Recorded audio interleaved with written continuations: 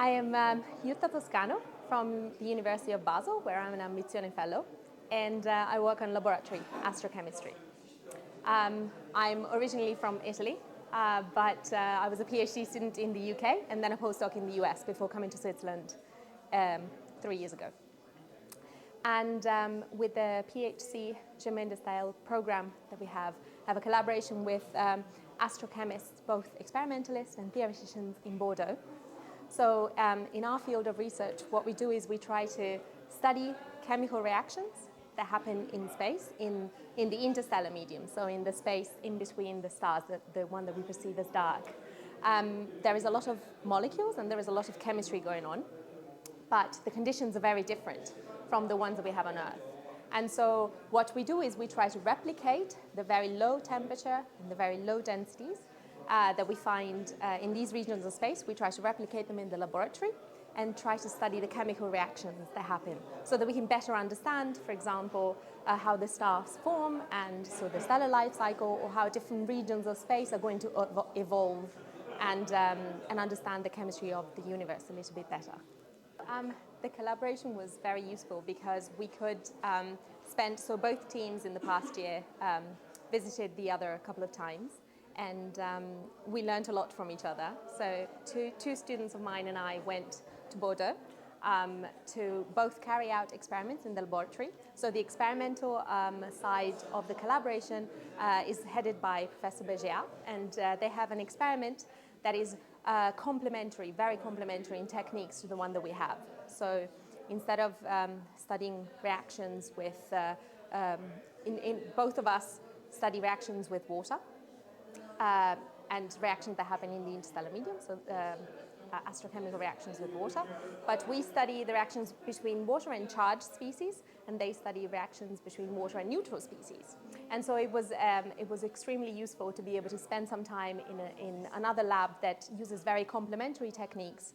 And it was very inspiring to think about projects that we could do and tackle the same reactions from different perspectives with different machines and with different techniques that could help us understand more, and that can spur research on a faster timescale than you usually can by just reading each other's papers, and collaborating together should make that easier and faster. And then on the other hand, we also learned a lot on the theory side. So the theoretical astrochemists and astrophysicists in Bordeaux have created and maintained a database of a lot of different reactions that happen in space.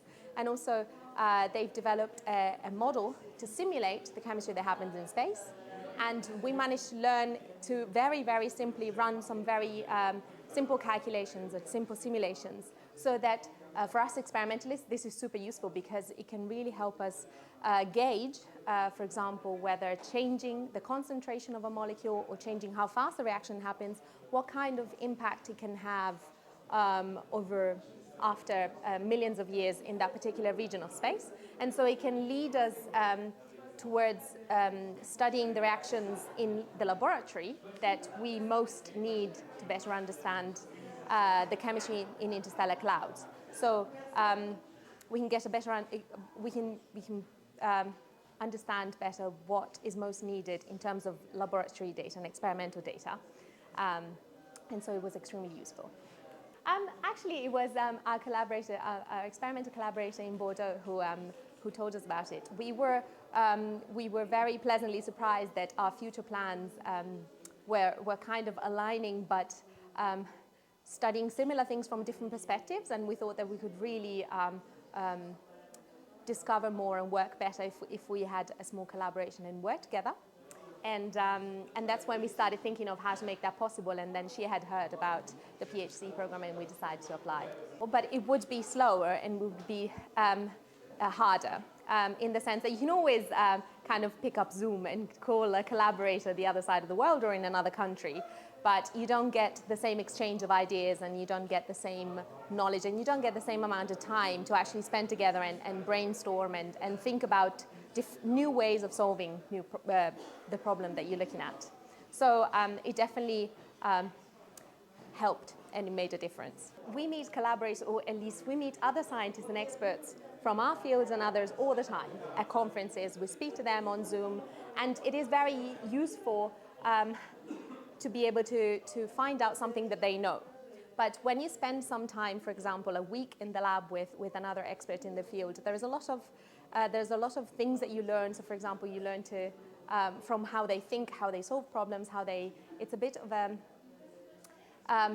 it's a different type of interaction that can of course, it's super engaging because it spurs a lot of new ideas and new thoughts, and it's not so focused on asking a specific question or discussing a specific topic.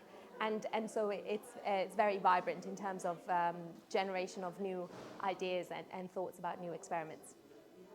I would definitely recommend trying to work with different people to learn. Everyone has something to teach and something to learn all the time. And so the more you get exposed to different science, different techniques, different fields, but also different beautiful minds that think in different ways, and the more you learn and the more you can apply this in your own research.